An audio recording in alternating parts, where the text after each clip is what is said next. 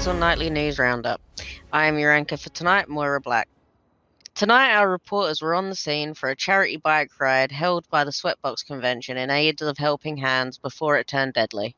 Chaos unfolded outside Bolingbroke Penitentiary, which eventually led to a shootout in Harmony. We caught up with Robin Blake after sentencing concluded. Here is what she had to say.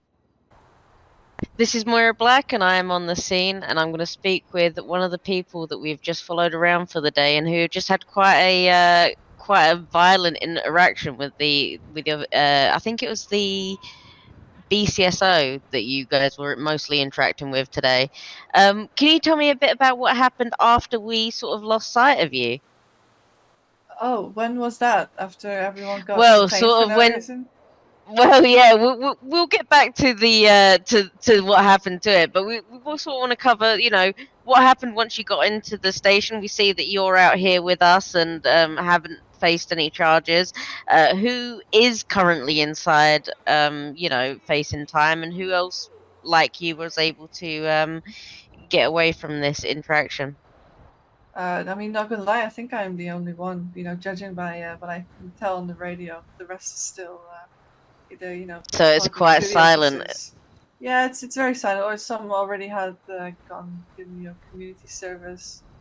I haven't heard anyone actually got prison time yet, but I wouldn't be surprised. Well, as you were told, we are the Sweatbox MC, and we're just met up for a convention and to ride our Fat Joes and have a little bit of fun.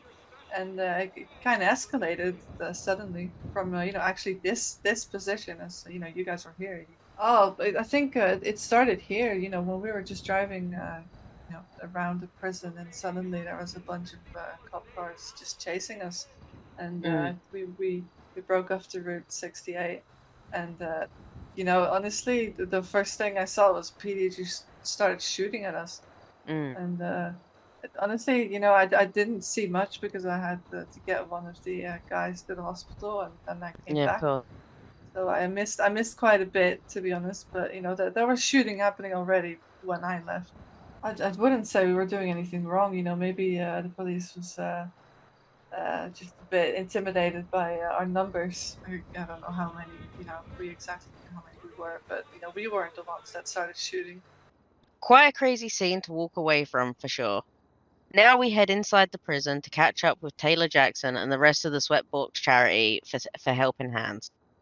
So you guys have, you've ended your night here. What started out the evening, and what has led you here? Well, we're just out for a casual ride, the Sweatbox MC convention, and it's a charity event. We get what's the charity, Franco? I forget. Oh, it's for those kids, charity. Isn't it? Yeah, it's for the kids. Yeah, the homeless, handless, homeless, was it? That one. Helping hands. Yeah, helping the helpless homeless hands. Yeah, children. So we helped them. And anyway, so we were just riding along, and we all get a bit excited, It's like riding a horse. You feel like a cowboy with the wind in your hair, and and then all of a sudden, the police decided they were going to, get a bit rough with us. They don't like to see you having fun. They knocked me off my moped. I wasn't very happy. They shot me in the back of the head. Well, I mean, the good vibes. We can get a bit overexcited sometimes, and the police just don't like to see us excited. They don't like to see us having fun. They like to strip us of our rights. Did any of us get lawyers, boys? Nope. No, not a single lawyer in sight. We asked for them, nothing. So we just have to, we have to make do in places like this and getting comfortable. As you can see here, this is where I'm sleeping tonight because it's overcrowded. The prison's massively overcrowded. They shouldn't be sending us here. They said there was a Crown Vic just started blasting. Didn't like the fact that people were hitting his car with flashlights and stuff, and then before you know it, one thing leads to another, and we've got a nuclear winter. It's all started when they started to try and ram us off the bikes as well around Bolingbroke, They were just going full speed into us, on little fagios. We can't even go over 50 miles an hour. I think so. I think, like I said, they don't like to see us having fun. They're just just upset that they're working a 9 to 5 and we're out having fun. I don't know. I think that the way they deal with it is they sweep it under the rug and hope that people like us don't get the eyes and the attention that it needs. Really, they put us in places like this to rot. I think poor Skinny over here, he's in here for over 200 months. It's a long time. Yep. He'll be old and frail by the time he's out of here. Yeah, well, you might have seen it. When they get us out the bus, we try and make a break for it. I run across the road and they push me in front of traffic, trying to get me hurt. And when they're taken inside and them doors are locked, I think if you put your ear to with a glass, they viciously assault us inside there. It says protect and serve outside, but on the inside it's something totally There's no disgusting inside. protection. Not at all. They No, tried to Is run this- over Chargy as come well. out worse than you went in. They only Is serve this something themselves, you and think we're the you'll lunch.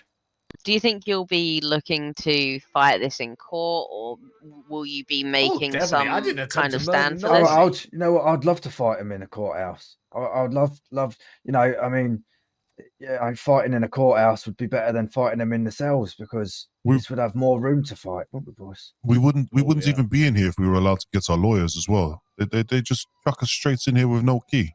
They don't care about the law system, Right. Oh, Okay. like So that. what I was That's told in the insane. cells is that it was a blanket charge for No, I everybody didn't. there. We are all getting accessory to second-degree murder. No. It started with second degree. Remember? Oh, they were gonna throw it on us. They were going to throw us A second-degree blanket. A murder. blanket's meant to cover it all. So how does yours differ to That's mine? it. Oh, so the blanket was everybody's getting second-degree murder. Then it was changed because we kicked up a fuss, and it was like you're going to It's get outrageous. I can't believe they do this to me all the attempted time. second-degree murder, and then it was changed once again to accessory to second-degree murder. I didn't murder anybody.